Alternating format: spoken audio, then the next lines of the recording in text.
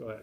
Ladies and gentlemen, I present you Five Nights at Freddy's, a indie horror game that was launched last year and has become one of the most popular horror games to date.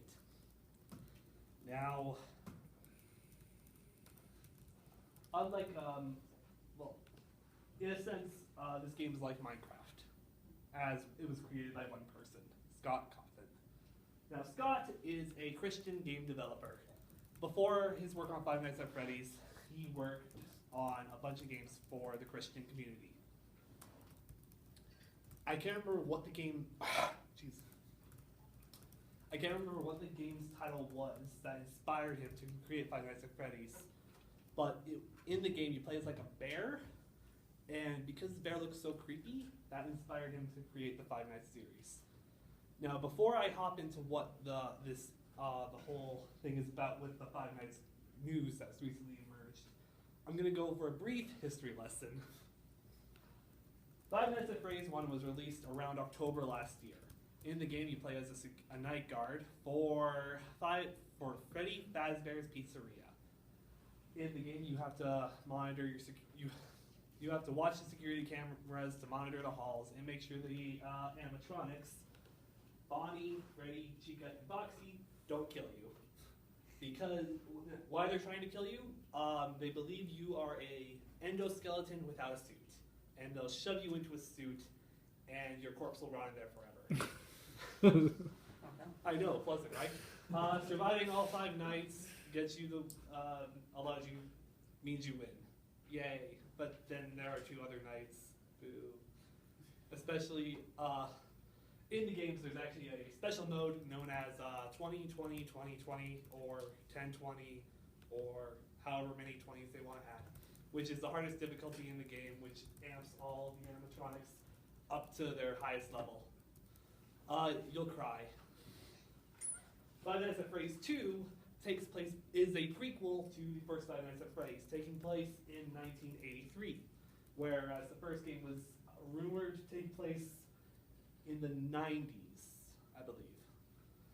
Five Nights at Freddy's 2 faces you with new animatronics, the toy versions, which are a little cuter, if you call that cute, and the withered animatronics, like him, that was him. Cosmetic surgery did great for these fellas. It is the same concept, only harder and more hell. In the first game, you are given doors to protect yourself. In the second game, you have no doors. Instead, you have a Freddy Fazbear hollow head that you have to put on whenever one of them enters the room. And you also have air vents that it can sneak into as well. And there's this annoying music box that if you don't light it up every so often, a puppet, who's not shown there, will jump out at you. It's not fun. In my opinion, Five Nights 2 is the hardest of all 4 games. Whoops. Five Nights at Freddy's 3 is the easiest and, I would say, least scariest. You only deal with 1 real animatronic and like 5 phantom ones, which don't kill you, but they still give you that jump scare, which is terrible. And it's more of a strategy game, I find, where your goal is to lead the Springtrap, which is aka a golden version of Bonnie, the bunny. You're supposed to lead him throughout the rooms to keep him away from you. Really easy, but you also gotta monitor your oxygen, the cameras, and the sound effects that lure him into each room. However, famous YouTuber PewDiePie discovered cheat or exploit in the game.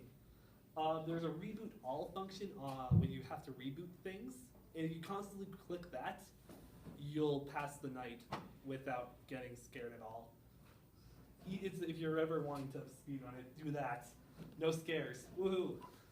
And then you have FNAF Five Nights 4. Boy, did we not expect this. So FNAF 2 and FNAF 3 were released within months of each other. And then we got a break with FNAF 4. but even that was released before it was supposedly going to be released. And that's Scott's biggest problem with his fans. FNAF 4, you're not in a pizzeria or anything. Also, FNAF 3, it's 20 years later, and you're in Fazbear Fright, a horror attraction. Too spoopy. FNAF 4 is, again, a prequel to the sequel, if that makes sense. So the timeline, FNAF 4 is the first game in the timeline, followed by 2, followed by 1, followed by 4. If you want a better explanation of all this, I would recommend Game Theory for you. He has a brilliant, like 5-part saga on Five Nights. Check it out.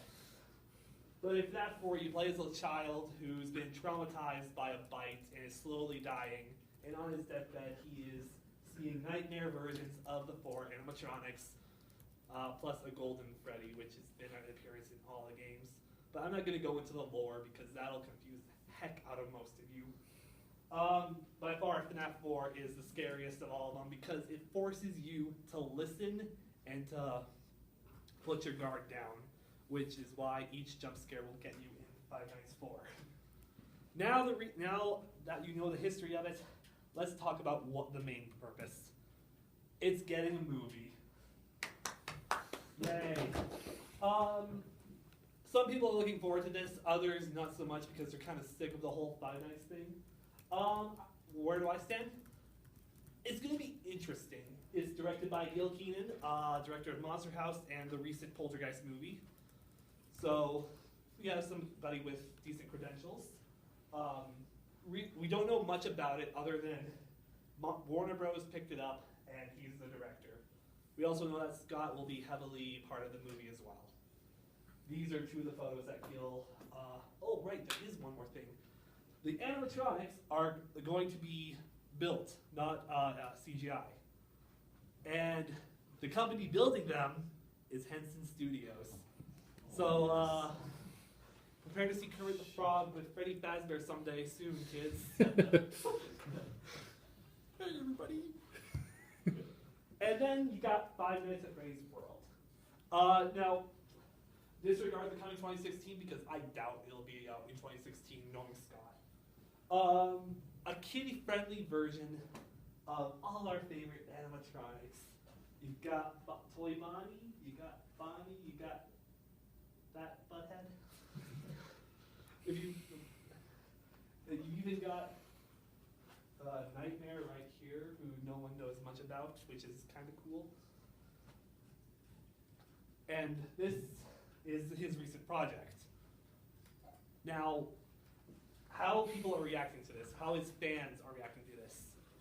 With the movie, it's kind of half and half.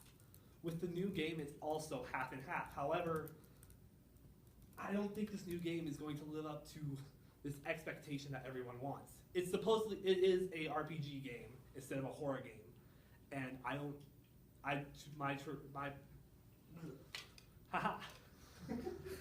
my personal opinion, I don't think this is going to do as well, and I think this will be the death of the Five Nights at Freddy's series as a whole. This will probably be the final game ever released within the FNAF universe, thankfully, because even I'm kind of getting sick of it. I'm a huge fan of the lore and the theories and all that. Now, we're going to go talk about the movie and how video game movies do in general. And you got Super Mario Bros. You got Street Fighter, Zach's favorite movie in the world. And you got the first Hitman. I don't know how the second one did, but it was, thank you, Zach. It did shit. Gaming movies as a whole do terrible. More examples, Tomb Raider. I don't think that, I believe that. Yeah. I don't even know. I believe there was a Mortal Kombat movie. Yes, there was. Yeah. So does this mean the same for the FNAF one?